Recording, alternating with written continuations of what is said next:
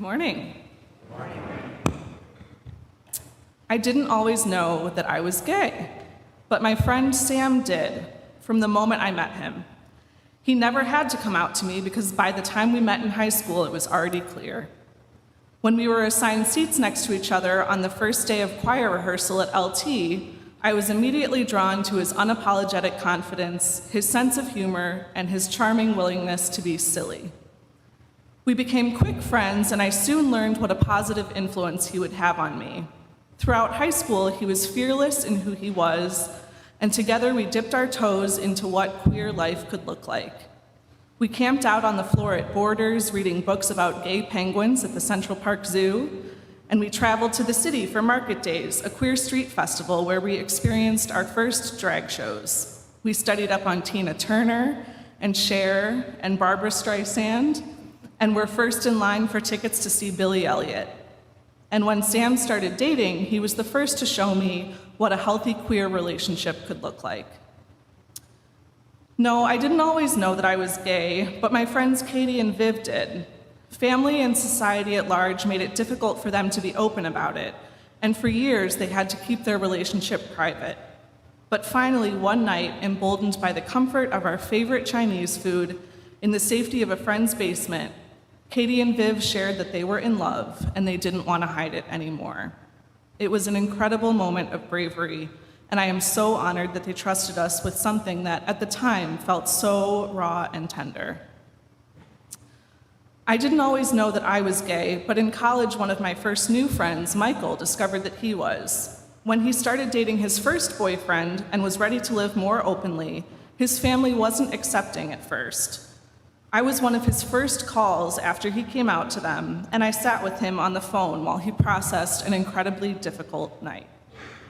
Thankfully, through his determination to live as the person he knew he was, he changed hearts and minds, leading his family to eventually turn a corner and fully embrace his queerness. This past year, we all celebrated together as Michael married the love of his life and my wonderful new friend, George. From these early friendships, I learned vulnerability, resilience, and confidence. I learned the courage it takes to entrust others with your truest self. I learned how powerful it is to be that self, even when the world doesn't always want you to be. So when I finally, at the ripe age of 27, started to realize that I too was queer, it was Sam who I told first, and who said all the right things when I needed it most. And a few months later, it was Katie who I turned to at a party and said, "See that girl over there? I think I have a crush on her." And it was Viv who cheered me on as I came out to my family, who I'm grateful were supportive from the start.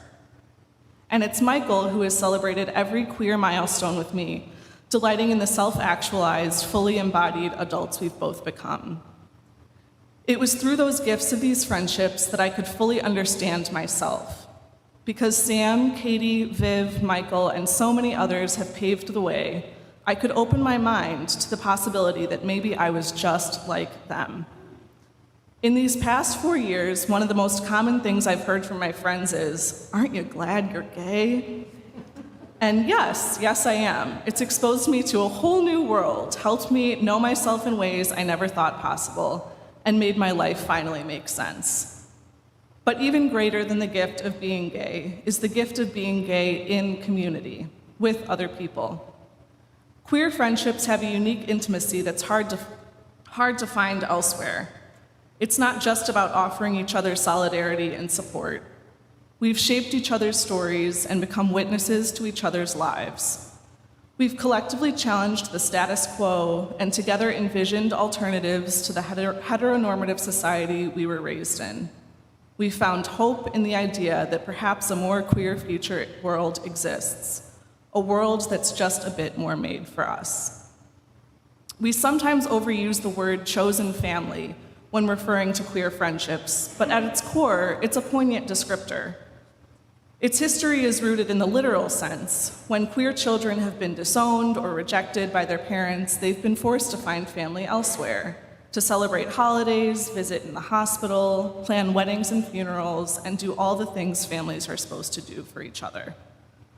While we're fortunate that those experiences have become less common, chosen family is still just as necessary as it's always been.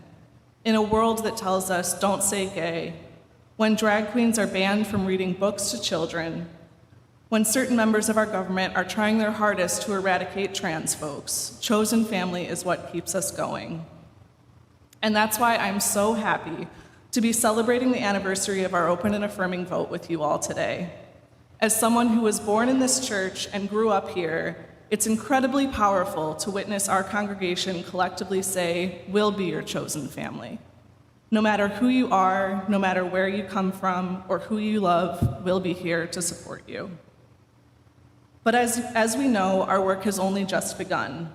Our vote to be open and affirming is merely the commitment, the covenant to continue seeking ways to be more inclusive, both to the folks that come to church every week and those who have never stepped foot in our sanctuary. It's our promise to continue doing this work both within and outside of these walls. And I believe the way to achieve that mission is to take a page from the LGBTQ+ community and love more queerly, to be more open to folks who live outside the norm, to be brazen in our respect and admiration for all people, to be generous in our support, even when our lives may look much different than the person we're supporting, to be more creative in how we show our care, even in the face of adversity. No matter who you are or how you identify, I hope that this month and beyond, you'll challenge yourself to love more queerly. And may it better connect and affirm us all. Blessed be the ties that bind our hearts in queer love. Happy Pride.